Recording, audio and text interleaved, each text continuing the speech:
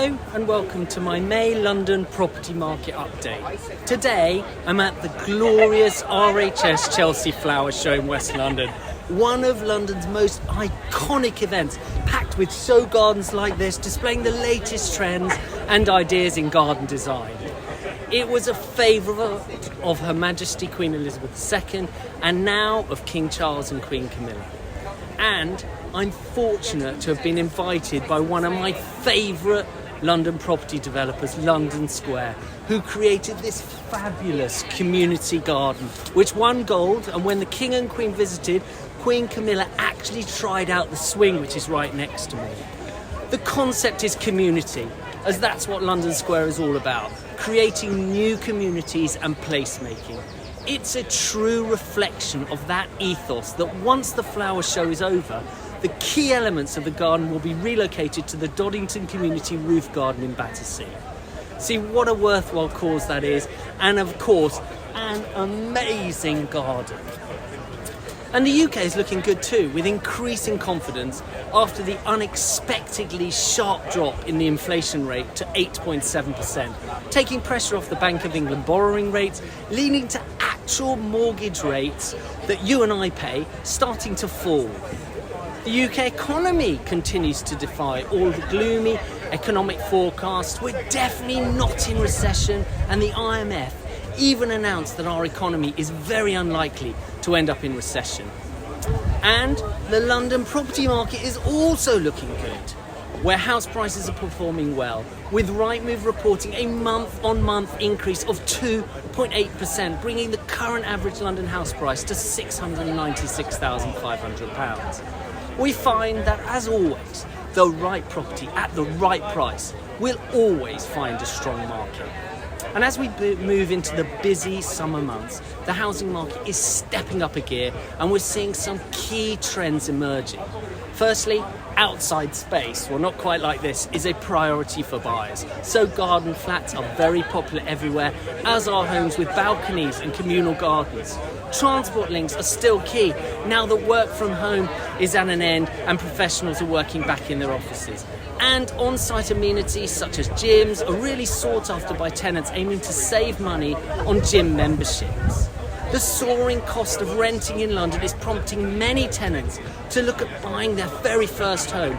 Budgets may be smaller due to the mortgage rate rises, but many are considering smaller properties or looking further out. International clients are forging ahead, with some adding to their property portfolios and others making their very first purchase in London, where the rise in rents and therefore yields has increased interest. B&O visa holders from Hong Kong are prominent buyers, actively looking for homes in several pockets of London. And I'm not just talking about those actually moving from Hong Kong now, but also those who moved to the UK when B&O visas were initially offered, who rented and are now settled here and looking to buy. Our 11 international offices have been hosting successful property exhibitions most weeks.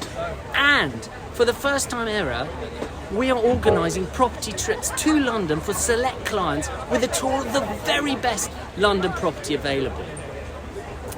As our overseas teams know London well and are fluent in multi-languages, communication is really easy. They really do make the best guides for international buyers.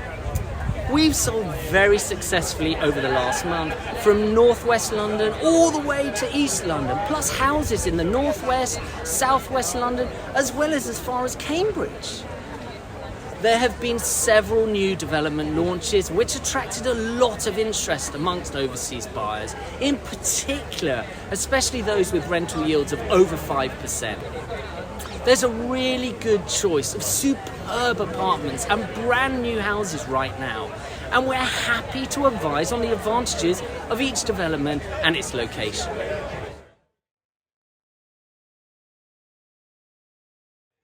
So turning to the rental market, unsurprisingly, demand remains very high. Even though some new residential developments are completing now, there simply isn't enough supply to meet the demand. We see tenants waiting for weeks, and in a few cases, months until September, until the property they want becomes available. Interestingly, we're in the middle of the peak season for the Japanese market, which I call the Japanese transfer market, when most Japanese companies send their employees to London.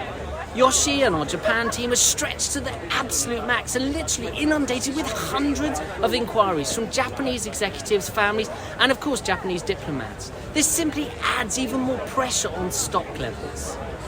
And with all this pressure, it's meaning rents are increasing by 10 to 20% in many cases. So, if you have a property completing soon, or about to become vacant, or have a tenant who wants to renew, don't do anything, but get in touch, as I think you'll be shocked by just how much rent we can get for you at the moment.